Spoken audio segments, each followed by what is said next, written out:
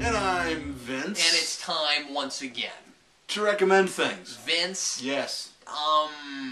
What happens next? We recommend stuff. Oh, Natch. I'm going to recommend a movie. Yoink. A movie by George A. Romaro called Bruiser. Now, for all you Misfits fans, this movie does include an appearance by the Misfits. They're playing a party that appears at the end of the film. We're pretty close to the end of the film. Is that the reason you bought it? No. Oh. I bought it because George A. Romaro directed it, and I'd seen the movie and I liked it. And Dan Aykroyd's in it. No. Dan Aykroyd is not in this movie. Very much so. First one ever! No, I'm kidding. Kidding, I'm joking. The main guy's name, I can never remember. The main character's name is Henry, but I think the actor is Jason Fleming. I think. He's the very first build, so it'd be logical. But, yeah. Now, what I like about this movie is that there's a lot of symbolism in it between this guy and his face. And I mean that literally, because this guy at some point in this movie, he's all right. Did you just say there was symbolism between him and his face? Yes. Sorry, I just wanted to make sure that I was on the same road. Here's the deal. During this movie, this guy. The premise of this film is that this man is what would happen if you woke up and you lost your identity, essentially. If you know those plain blank white pinhole or eye pinhole masks, that's actually on the front of the box.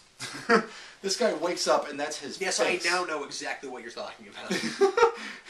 He wakes up and it's on his face. It's just his face. He can't pull it off. Can't pull it off. Wow. He tries to pull it off and he cuts himself and he's bleeding through the mask. So we see this guy, basically, he's a man who has a crappy life. Everybody walks all over him, and he's... Wait, he had a crappy life before that? Yeah. Because, I mean, that's pretty crappy. Everybody walks all over him, and now he doesn't have an identity. So what's he going to do? And if people didn't necessarily know who you were, if you were... you lose your identity figuratively, and you lose your identity physically. So...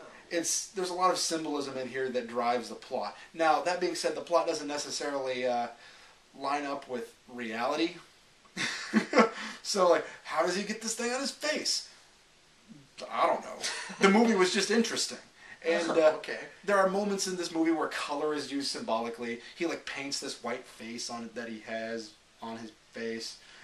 And it's really interesting to watch what this guy goes through. That sounds fascinating, man. It is a really interesting movie. I read a review of this once where the guy said that George A. Romaro makes movies in between his zombie films that are just meant to keep his name out there, essentially. It said that these movies aren't worthwhile, which I think are not true. Movies like Monkey Shines, those aren't worthwhile.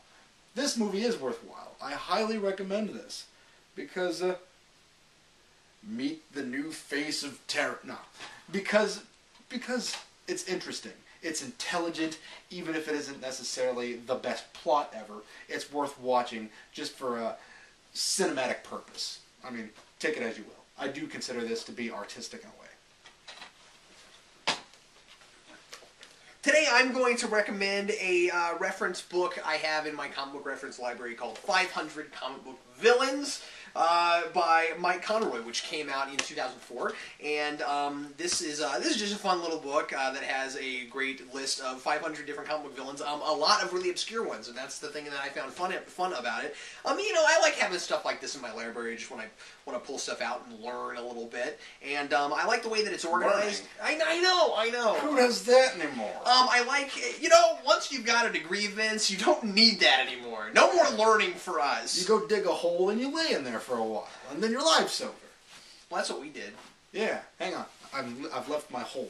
Anyway, so what was I saying? Sorry, learning. Okay. I like how this is organized.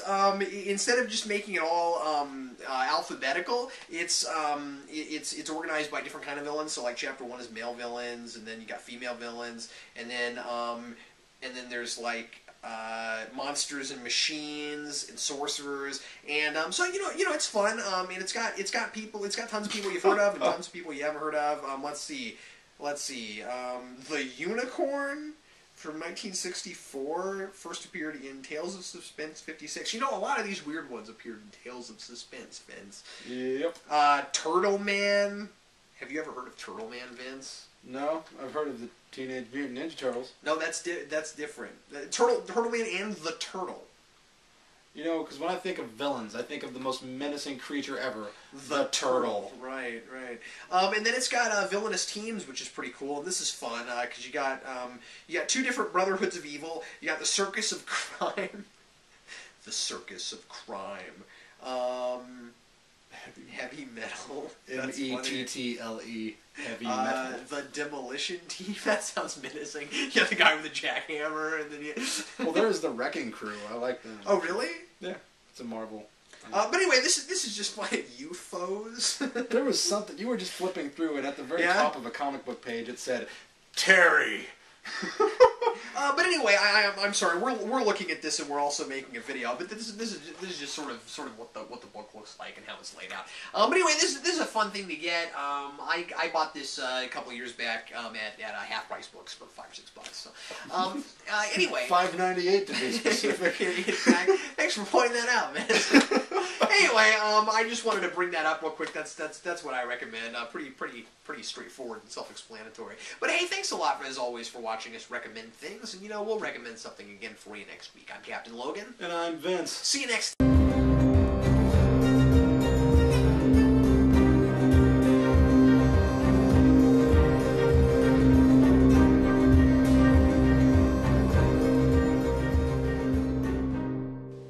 Hello everyone. I'm Captain Logan. And I'm Vince. And it's time for... To recommend things? It is time for to recommend things. It is time for to